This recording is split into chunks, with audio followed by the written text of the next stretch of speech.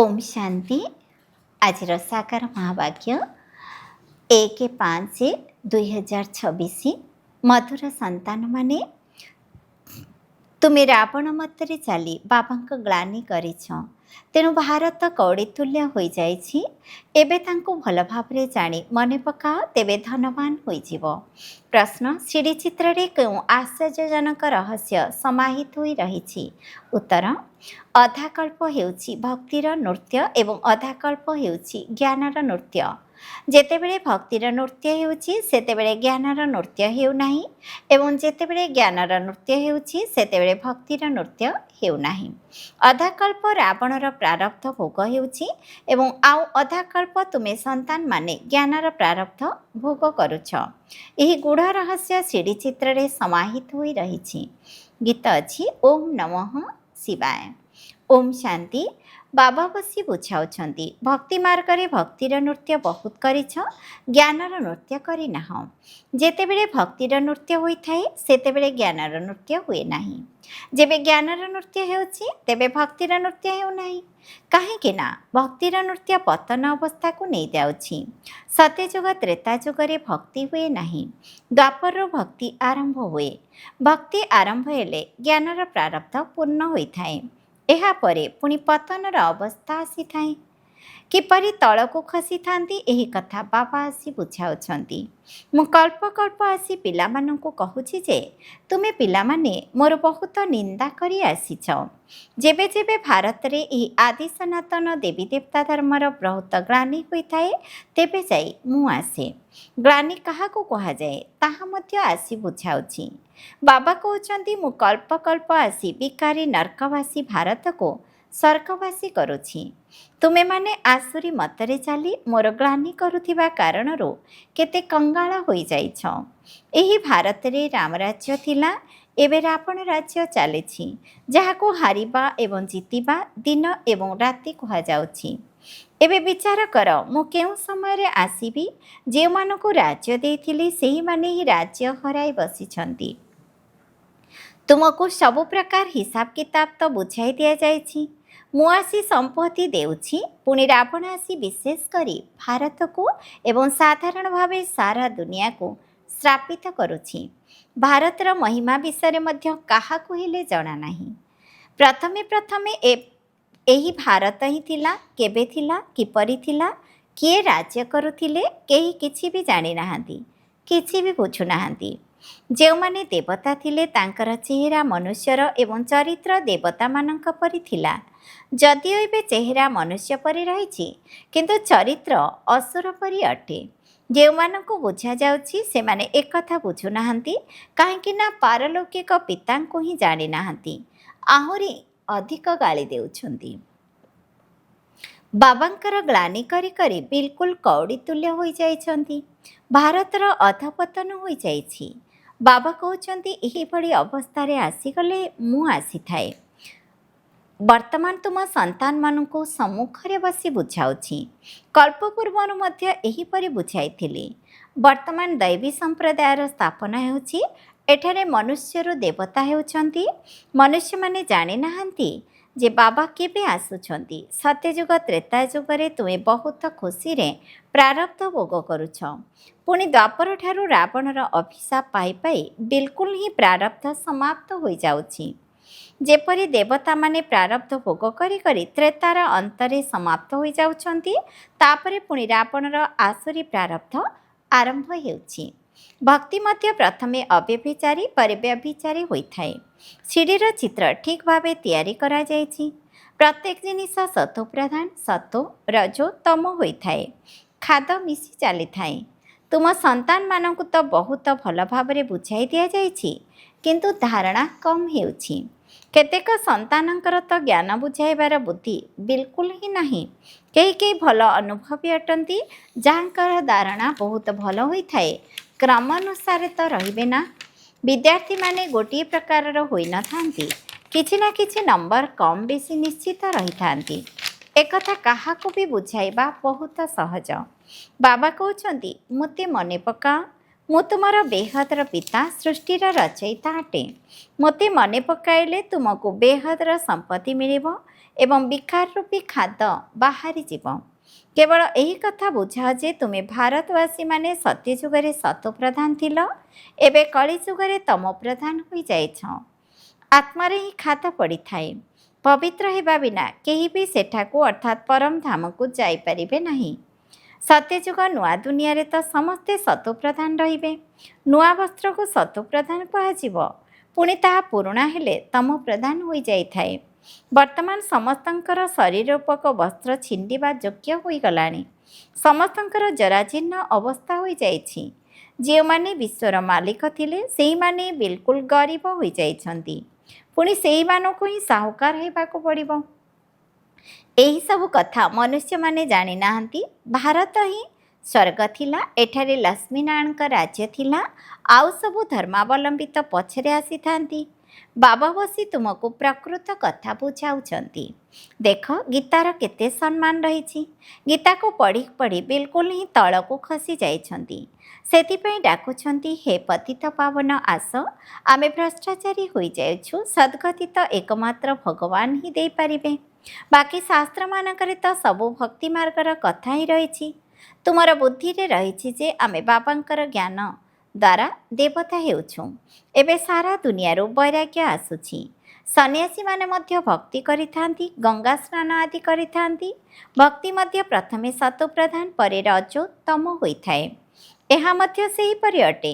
ଅଧାକଳ୍ପ ଦିନ ଅଧାକଳ୍ପ ରାତିର ଗାୟନ ରହିଛି। ବ୍ରହ୍ମାଙ୍କର ଦିନ ରାତି, ତେଣୁ ନିଶ୍ଚିତ ବ୍ରାହ୍ମଣମାନଙ୍କର ମଧ୍ୟ ଦିନ ରାତି ହେବ। ତୁମେ ଏବେ ଦିନକୁ ଯାଉଛ, ଭକ୍ତିର ରାତ୍ରି ପୁରା ହେଉଛି। ଭକ୍ତିରେ ତ ବହୁତ ଦୁଃଖ ରହିଛି। ଯେଉଁମାନେ ଏହାକୁ ରାତ୍ରି କୁହାଯାଉଛି, ସେଥିପାଇଁ ଏହାକୁ ରାତ୍ରି କୁହାଯାଉଛି। ଭକ୍ତମାନଙ୍କ ସହିତ ମିଶିବା ପାଇଁ ଭକ୍ତିରୂପୀ ଅନ୍ଧକାରରେ ଧକ୍କା ଖାଉଛନ୍ତି। ଭକ୍ତି ମାର୍ଗରେ ସଦ୍ଗତିଦାତା କେହି ନାହାନ୍ତି। ତୁମମାନଙ୍କ ବ୍ୟତୀତ କେହି ଯଥାର୍ଥ ରୀତିରେ ଭଗବାନଙ୍କୁ ଜାଣିନାହାନ୍ତି। ଆତ୍ମା ମଧ୍ୟ ବିନ୍ଦୁ, ପରମାତ୍ମା ମଧ୍ୟ ବିନ୍ଦୁ। ଏକଥା କେହି ବି ବୁଝିପାରୁନାହାନ୍ତି। ସ୍ୱୟଂ ପରମାତ୍ମା ହିଁ ଆସି ବ୍ରହ୍ମାଙ୍କ ଶରୀର ମାଧ୍ୟମରେ ବୁଝାଉଛନ୍ତି। ସେମାନେ ପୁଣି ଭାଗୀରଥ ବୃଷଭ ରୂପରେ ଦେଖାଇଛନ୍ତି। ଏଠାରେ ବୃଷଭର କୌଣସି କଥା ହିଁ ନାହିଁ। ବାବା ସବୁ କଥା ଭଲ ଭାବରେ ବୁଝାଉଛନ୍ତି, କିନ୍ତୁ କାହାର ବୁଦ୍ଧିରେ ସମ୍ପୂର୍ଣ୍ଣ ରୂପେ ରହୁନାହିଁ। ବାବା ବସି ବୁଝାଉଛନ୍ତି, ପିଲାମାନେ, ମୁଁ ତୁମ ଆତ୍ମାଙ୍କର ପିତା ଅଟେ। ତୁମେ ମୋତେ ଏବଂ ସମ୍ପତ୍ତିକୁ ମନେ ପକାଅ, ତେବେ ତୁମର ବିକର୍ମ ବିନାଶ ହୋଇଯିବ। ତଥାପି ବି କହୁଛ ଯେ ଭୁଲି ଯାଉଛୁ। ବାହା ଏଭଳି ପତି ଅଥବା ପିତାଙ୍କୁ କ'ଣ ଭୁଲିଯିବା ଉଚିତ? ସ୍ତ୍ରୀ ସ୍ୱାମୀକୁ ଅଥବା ପିଲାମାନେ ବାପାଙ୍କୁ କ'ଣ କେବେ ଭୁଲି ଯାଇଥାନ୍ତି କି?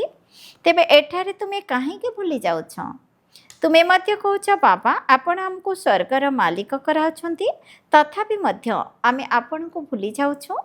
ବାବା କହୁଛନ୍ତି, ମୋତେ ମନେ ନ ପକାଇଲେ ତୁମ ଭିତରେ ଯେଉଁ କଳଙ୍କି ଲାଗି ରହିଛି ତାହା କିପରି ଛାଡ଼ିବ? ମୋର ସ୍ମୃତିରେ ରହିବା ହିଁ ହେଉଛି ମୁଖ୍ୟ କଥା।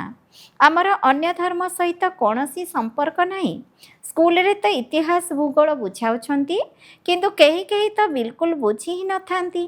ଏଠାରେ ବାବା ପାଠ ପଢ଼ାଉଛନ୍ତି, ଏହା କେତେକଙ୍କର ବୁଦ୍ଧିରେ ରହୁନାହିଁ। ଆଚ୍ଛା, ବାବା ଏବଂ ତାଙ୍କର ସମ୍ପତ୍ତିକୁ ତ ମନେ ପକାଅ, ତାହା ମଧ୍ୟ ଭୁଲି ଯାଉଛ। ଯାହା ପାଇଁ ଅଧାକଳ୍ପରୁ ଭକ୍ତି କରି ଆସିଛ, ସେଇ ବାବାଙ୍କୁ ମନେ ପକାଉ ନାହଁ। ତୁମମାନଙ୍କ ବୁଦ୍ଧିରେ ଅଛି ଯେ ଏବେ ଆମେ ଏହି ଶରୀର ଛାଡ଼ିଯାଇ ସତ୍ୟଯୁଗରେ ରାଜତ୍ୱ କରିବୁ। ବର୍ତ୍ତମାନ ଏହା ଆମର ଅନ୍ତିମ ଜନ୍ମ ଅଟେ। ସୂକ୍ଷ୍ମଲୋକରେ ମଧ୍ୟ ତାଙ୍କର ସେହି ଚେହେରା ଦେଖୁଛ, ବୈକୁଣ୍ଠରେ ମଧ୍ୟ ଦେଖୁଛ। ଜାଣୁଛ ଯେ ଏହି ମମା ବାବା ହିଁ ଲକ୍ଷ୍ମୀ ନାରାୟଣ ହେଉଛନ୍ତି। ତୁମେ ସତ୍ୟଯୁଗରେ ଜାଣିଥାଅ ଯେ ଏହି ଶରୀର ଛାଡ଼ି ଅନ୍ୟ ଏକ ଶରୀର ନେବାକୁ ପଡ଼ିବ। ସେଠାରେ ଏହି ଜ୍ଞାନ ରହିବ ନାହିଁ ଯେ ସତ୍ୟଯୁଗ ପରେ ତ୍ରେତା ଯୁଗ ଆସିବ, ଦ୍ୱାପର ଯୁଗ ଆସିବ, ଆମେ ନିମ୍ନଗାମୀ ହେବୁ। ସେଠାରେ ସେହି ଜ୍ଞାନର କଥା ହିଁ ରହିବ ନାହିଁ। କେବଳ ପୁନର୍ଜନ୍ମ ନେଇ ଚାଲିବ। ସେଠାରେ ଆତ୍ମ ଅଭିମାନୀ ରହିଥାନ୍ତି, ପୁଣି ଧୀରେ ଧୀରେ ଆତ୍ମ ଅଭିମାନୀରୁ ଦେହ ଅଭିମାନୀ ହୋଇଥାନ୍ତି। ଏହି ଜ୍ଞାନ କେବଳ ତୁମ ବ୍ରାହ୍ମଣମାନଙ୍କ ପାଖରେ ରହିଛି, ଆଉ କାହା ପାଖରେ ନାହିଁ। ଜ୍ଞାନର ସାଗର ବାବା, ଯିଏ ଜ୍ଞାନ ଜ୍ଞାନେଶ୍ୱର ଅଟନ୍ତି, ସେ ହିଁ ଆସି ଶୁଣାଉଛନ୍ତି। ନିଶ୍ଚିତ ବ୍ରହ୍ମାଙ୍କର ସନ୍ତାନ ବ୍ରାହ୍ମଣମାନଙ୍କୁ ହିଁ ଶୁଣାଇବେ। ବ୍ରହ୍ମାଙ୍କର ସନ୍ତାନମାନେ ହେଲେ ବ୍ରାହ୍ମଣ ସମ୍ପ୍ରଦାୟର। ଏଥିରେ ରାତି ଦିନର ଫରକ ରହିଛି। ତୁମେ ପୁରୁଷାର୍ଥ କରି ସମ୍ପୂର୍ଣ୍ଣ ଗୁଣବାନ ହେଉଛ। संपूर्ण निर्विकारी गृहस्थी व्यवहार रही मध्य तुमे बाबा को मने पकाओ। कर्म तो करने को ही पड़ो। जेकोसी कर्म कर, बढ़ईर काम कर अथवा राजत्व कर, किंतु बुद्धिर जोग बाबा सहित लगी रह। से राजा जनकर गायन रही ना, राजत्व करुथाओ किंतु बुद्धिर जोग बाबा साथी लगी रहो, तेबे जाई संपत्ति मिल जाव। बाबा कहते मन मना भव मते मने पकाओ। शिव बाबा कहते केवल शिव कहवा द्वारा लिंग मने पड़िब। अन्य समस्तंकर तो शरीर नाम नहीं थांती, कारण शरीर द्वारा अभिनय करुछंती। एबे तुमे आत्म अभिमानी हेउछ, जहाँकि अधा कल्प चली थाए। वर्तमान समस्ते देह अभिमान रे रहिछंती। सत्यजुगरे जथा राजाराणी तथा प्रजा समस्ते आत्म अभिमानी रहिबे। सेठारे तो समस्तंकर आयुष अधिक रहिब, एठारे समस्तंकर आयुष कम अटे। तेबे बाबा सम्मुखरे बसी पिलामानंकु केते भल भावरे बुझाउछंती, हे आत्मा माने, काहेकि ना आत्मा ज्ञान नेउछि, आत्मा ही धारण करुछि। शिव बाबांकर तो शरीर नाही, आत्मारे ही समस्त ज्ञान रहिछि। आत्मा मध्य तारका सदृश, बाबा मध्य तारका भଳି अटंती। बाबा तो पुनर्जन्म नेउ नाहंती, आत्मा माने पुनर्जन्म नेउछंती। सेथिपाई बाबा होमवर्क देइथिले कि परमात्माकर महिमा एवं तांकर पुत्र अर्थात श्रीकृष्णकर महिमा लेखिकरी आण। उभयंकर महिमा अलगा अलगा।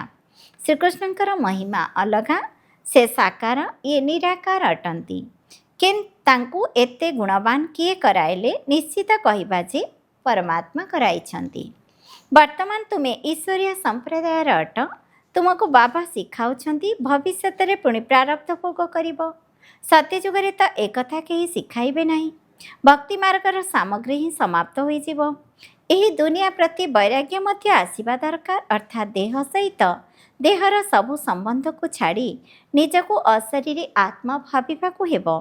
अशरीरी होई आसीथिलु, पुणी अशरीरी होई जीवाकु हेबो। एही पुराणा दुनिया समाप्त होई जीव, आमे समस्ते नुआ दुनिया को जीवु। बास यही जोगर यात्रा मेहनत करी चल, एइतरे ही फेल हो जाउछंती। बाबा को ही मने पकाउ नाहंती। जे माने भी बुझीबाकु आसुछंती सेमानकु मध्य बुझाइबाकु हेबो जे शिव बाबा ब्रह्मा द्वारा कहउछंती मते मने पकाओ, तेबे तुमर खात बाहरी जीव एवं तुमे विष्णुपुरीर मालिक होई जीव। विष्णुपुरी ही स्वर्गपुरी अटे। तेणु जेते दूर संभव बाबा को मने पकाओ। जो बाबा को अधा कल्प मने पकाई आसीथिल, से बे सम्मुख को आसीछंती, कहउछंती मते मने पकाओ, किंतु दुनिया रे तांको केही भी जानी नाहंती। से निजे ही आसी निजर परिचय देउछंती। मु जीए जेपरि अटे सेहीपरि भावरे बहुत कम पिला जानिछंती एवं निश्चय करुछंती। निश्चय आसीबा द्वारा पुरुषार्थ करुछंती एवं सत्ययोगी संपत्ति नेउछंती।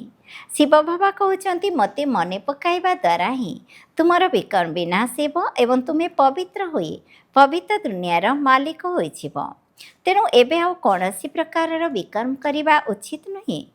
अच्छा, मिठा मिठा शिकिलदी संतान मानक प्रति माता पिता बापदादांकर मधुर स्नेह संपन्न शुभेच्छा एवं सुप्रभात। आत्मिक पितांकर आत्मिक संतान मानक नमस्ते।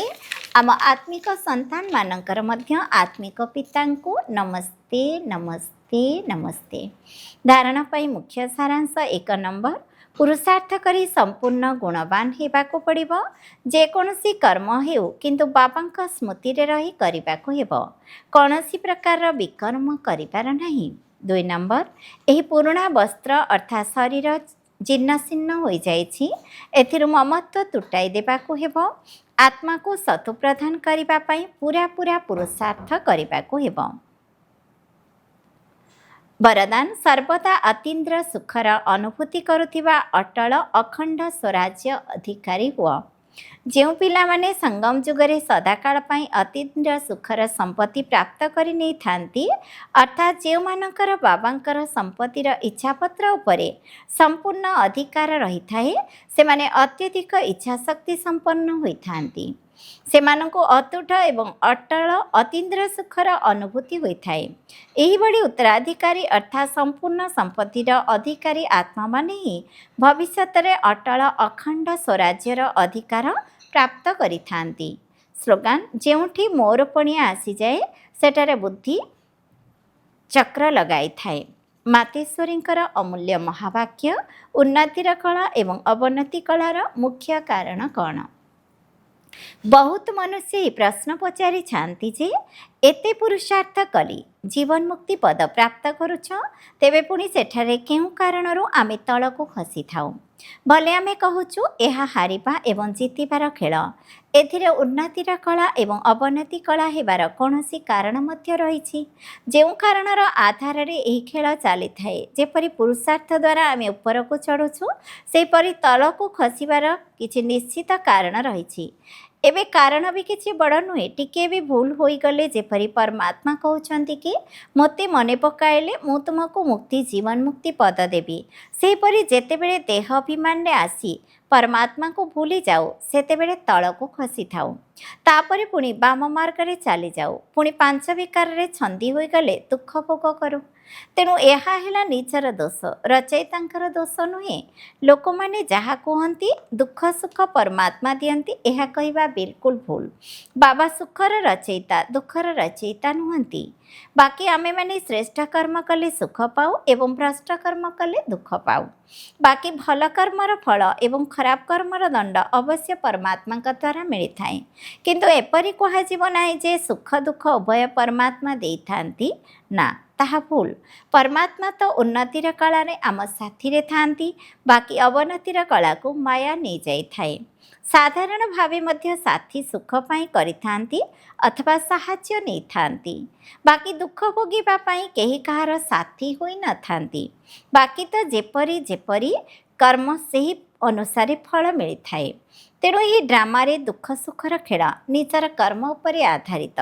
କିନ୍ତୁ ତୁଚ୍ଛ ବୁଦ୍ଧି ମନୁଷ୍ୟ ଏବଂ ଏହି ରହସ୍ୟକୁ ଜାଣିନାହାନ୍ତି। ଆଚ୍ଛା, ଓମ୍ ଶାନ୍ତି। ଅବ୍ୟକ୍ତେଶ୍ୱର ସର୍ବଦା ଅଚଳ ଅଟଳ ଏବଂ ଏକର ସ୍ଥିତିର ଅନୁଭବ କର। ସମୟର ଆବଶ୍ୟକତା ଅନୁସାରେ ଏବେ ସର୍ବଦା ଅଚଳ ଅଟଳ ସ୍ଥିତିରେ ରହିବା ସହିତ ସର୍ବସମ୍ପତ୍ତିରେ ସମ୍ପନ୍ନ ରୁହ। ଯଦି ଟିକିଏ ବି ସ୍ଥିତି ଟଳମଳ ହେଲା ତେବେ ସର୍ବସମ୍ପତ୍ତିର ଅନୁଭବ ହେବ ନାହିଁ। ତେଣୁ ବାବାଙ୍କ ଦ୍ୱାରା ପ୍ରାପ୍ତ ହୋଇଥିବା ସମ୍ପତ୍ତିକୁ ସର୍ବଦା କାୟମ ରଖିବାର ଆଧାର ହେଲା ସର୍ବଦା ଅଚଳ ରହିବା। ଅଚଳ ରହିବା ଦ୍ୱାରା ସଦାସର୍ବଦା ଖୁସିର ଅନୁଭୂତି ହେବାକୁ ଲାଗିବ। ଯେପରି ବିନାଶୀ ଧନ, ମାନ, ସମ୍ମାନ ତଥା ପଦପଦବୀ ମିଳିବା ଦ୍ୱାରା ଖୁସି ମିଳିଥାଏ, ସେହିପରି ଏହା ତ ଅବିନାଶୀ ଖୁସି ଅଟେ। କିନ୍ତୁ ଏହି ଖୁସି ସେଇମାନଙ୍କ ଭିତରେ ରହିବ ଯେଉଁମାନେ ଅଚଳ ଅଟଳ ଏବଂ ଏକରସ ସ୍ଥିତିରେ ରହିଥାନ୍ତି। ଓମ୍ ଶାନ୍ତି।